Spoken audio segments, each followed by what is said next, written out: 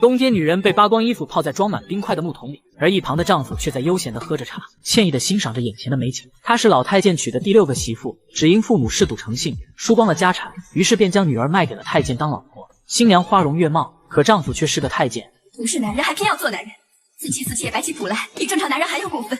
老婆娶了一房又一房，明娟深知嫁过去定是生不如死，会过着不是人的生活，可她也别无他法，总不能亲眼看着父母去死吧。于是几天后，明娟穿上了喜服，坐上了花轿，却是一副入地狱的表情，凄苦而又美丽。白公公开心的不行，一把年纪还能娶上美娇娘。好姐妹江家园为她打抱不平，故意在老太监的婚礼上送了一份百子千孙图来羞辱她。你看，百子千孙闹学图。祝公公呀，百子千孙，开枝散叶，人丁兴旺，福寿。什么来着？福寿满堂，怎么样啊？江家园是爽翻了，捉弄了白公公一番，让他丢尽了颜面。碍于宾客众多，白公公也不好发怒，只能把这笔账算在刚进门的女人身上。到了晚上，白公公一个大逼斗打下去，要把从江家园那里受的羞辱全都还给女人。接着，白公公把人摔在地上，疯狂的虐待她，还一口认定两人是合起伙来羞辱自己。去叫你的姐妹来救你呀！不要！叫你的姐妹来救你！去啊！不要！你给我难看！你让我丢脸！你有仗势是吗？好啊，我让你行不行？第二天，好姐妹江家园来找女人，却被拦在门外。女人只能在窗户外远远望着她。白公公心思龌龊极了，竟怀疑女人和江家园有私情，觉得两人是看对了眼，才会那样的望眼欲穿，难以忘怀。女人满心不解，她们可是2个女人呀。女人又怎么样？宫中的丫头还成年没见过男人呢。不就是女人找女人？女人彻底惊呆了，没想到白公公的心思竟这般龌龊。她骂白公公是自己心里不干净，才会生出这样的念头。可白公公却一脸见怪不怪的模样，依旧不停地折磨她。我虽然进了身，别把我当成王八，男人女人都一样。哼，尤其是那个江家园。白公公实在有些变态，女人心里十分害怕，可父母还欠着债，她根本没法逃走。老太监还放下狠话，一定要让江家园全家难堪。女人担心好姐妹一家的安全，趁着老太监睡着，偷偷把江家园约到小树林，告诉他白公公要对付江老爷。江家园却不以为然，他爹行得正，坐得端，没什么把柄能让人拿捏的。不料他们交谈的这一幕，全被白府的婢女看在眼里，婢女还把这事禀告了白公公。等女人回来，白公公为了惩罚她，竟把她泡在冰水里，还让婢女在一旁扇扇子。女人被冻得浑身发颤，可她不敢有丝毫反抗。我生不学，你们这些女子就不懂得什么叫冰清玉洁。2个人跑到树林去，竟然出去私会。我没有做对不起你的事。卿卿我我，拉拉扯扯，还没有，你想怎么样？女人百口莫辩，因为她清楚心里扭曲的人看什么都是不干净的，所以解释也没用，只能默默忍受这些折磨。不久后，白公公终于找到了对付江家园的机会。原来江家园的父亲给皇上绣的龙袍完工了，上面的金龙栩栩如生。前来接手的大人忍不住称赞他不愧是神针绣郎手。江老爷谦虚了几句，随后亲自将龙袍装箱封蜡，才交给大人运往京城。本以为这次定然也像往年一样，不会出任何差错，谁知半路上龙袍竟被人动了手脚。等龙袍送到京城，白公公发现五爪金龙竟变成了乌爪金龙，这可是对皇上的大不敬。皇上当即命白公公彻查此事。白公公终于等到了这个公报私仇的机会，很快官差就闯进江家，带走了江老爷，将他打入大牢。可无论白公公如何严刑逼供，江老爷都不肯认罪。白公公便用江家人的性命威胁他。江老爷为了妻女竟上吊自杀，以死明志。等江夫人和江家园赶到京城时，一切都以为时晚矣。江夫人受不了这打击，也投湖自尽了，随丈夫而去。从此刺绣世家江家就只剩姑姑和江家园2人。然而自从江家家破人亡后，势利眼的杭家便想毁了这门亲事，而杭景峰与江家园的婚事也再无可能。杭景峰从小就喜欢江家园，这让他难以接受，从此每天用喝酒来麻痹自己。丫鬟佩云很早以前就暗恋杭景峰，因此在杭景峰失忆之际，她一直陪在杭景峰身边。然而杭景峰在一次醉酒后，竟将佩云当成了江家园，2人发生了不该发生的关系。杭景峰酒醒后想起昨晚做的荒唐事，十分自责。我是个人吗？我连个畜生都不如啊！你干嘛要依我呀？你把我打醒啊！我醉了，我疯了，你干嘛不打我？打！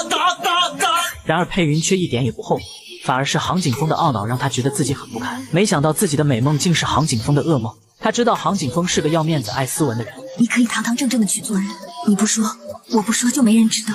路上见了面叫我一声我就应了，你要不想认我们就形同陌路。然而没过多久，佩云怀孕了。江家园和佩云姐妹情深，为了让杭景峰对佩云负责，他来到杭家提出了退婚。江家园知道杭家夫妇早就不想再要他这个儿媳妇，因此他也不想再看杭家人虚伪的面孔，于是谎称是自己变了心，爱上了徐恨。从今以后我都要跟他在一起过日子。一巴掌打下去，直接把江家园打到了徐恨的怀抱里。两人在茅草屋里举行了简单的婚礼，没有凤冠霞帔，也没有亲朋好友，只有2个人，从此过上了男耕女织的隐居生活。不久后，家园便怀孕了。阿恨乐开了花，可是他们还不知道，灾难已经悄悄来临。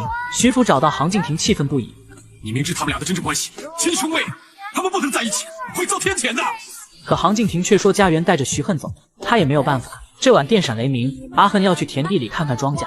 他刚刚离开，徐福便敲响了茅草屋的门。一进门便看到儿媳妇已经怀有8个月大的孕肚。家园本以为公爹会很高兴，不料他竟然说出了害死父亲的真相。我用最细的小竹签，蘸着粘人，一点一点仔细的涂在龙爪上，一遍又一遍。原来父亲给皇上绣的龙袍出了纰漏，是公爹用蓝染根在龙爪上染上了黑色，目的就是为死去的妹妹报仇。如今在他眼里，江家园与徐恨2人就是亲兄妹，在一起会遭天谴。可他不知道的是，自始至终他都找错了对象。还不等家园问明白缘由，只见他拿出匕首，恶狠狠地朝家园扎来。危急时刻，好在阿恨赶了回来，及时刺出致命一刀。可当他看清刺客的庐山真面目，顿时惊呆了。这是为什么呀？啊，为什么呀？我是你舅舅，母亲徐锦，是我妹妹舅舅，逃避江学文，事关终妻。我爹，不能在一起，你们俩是兄妹。男人凭着最后一口气说出了事情真相。此刻的阿恨犹如五雷轰顶，最亲的人死在了自己的刀下，最爱的妻子却变成了自己的亲妹妹。可江家园不相信父亲绝不是个始乱终弃的男人，他们也绝不是兄妹。此刻徐恨却讨厌家园，更是厌恶那个还未出生的孩子。家园把剪刀递给徐恨，与其让这个孩子出生就被父亲讨厌，倒不如亲手了结了他。徐恨终究是没法下手，可他也没法面对家园，决定抛弃妻子，让家园离开，从此再不想见。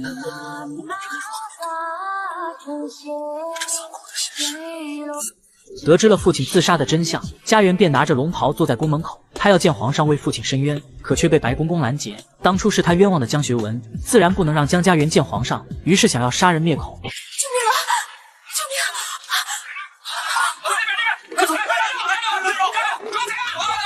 本来就快生了，如今更是动了胎气，无奈只能独自一人在废墟里生下孩子。好在这时女孩的亲姑姑闻声找了过来。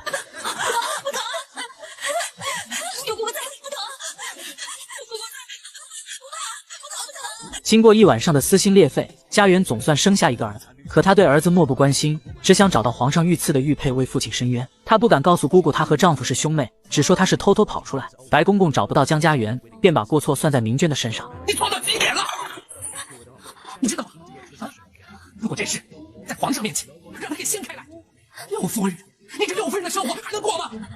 这天，家园终于拦下了皇上的轿子。皇上曾恩准他有一次面圣的机会，他终于有机会拿着玉佩和状纸替父亲伸冤。于是白公公被带入了监狱。曾经最有权势的公公，如今沦为阶下囚。家园忍不住来见他，白公公赶紧跪下，希望家园能放他一马。家园却笑得十分讽刺，白公公这一生就喜欢阿谀奉承的小人。而他的父亲江学文就是因为不懂人情世故，说了实话便被白公公记恨。白公公也终于醒悟自己的心理扭曲，害死了人，如今要报应在他的身上。如今江家平反，江府也归还给了江家园，回到了久违的家。家园感慨万千，当初落魄时他们寄居在了杭府，自己与徐恨私奔，如今江府还了回来。他决定把佩云和管家接回来，却只看到了佩云的坟墓。没想到他才离开几个月，就和佩云天人相隔。路上他看见了杭景峰，还是疯疯癫癫的乞丐样子。他气愤地将杭景峰带到佩云的墓碑面前。杭景峰一直在等家园，等家园来骂他恨他。他亲眼看着妻子悬梁自尽，面对自己刚生下就早夭的孩子，他比谁都难过，只能整日醉生梦死。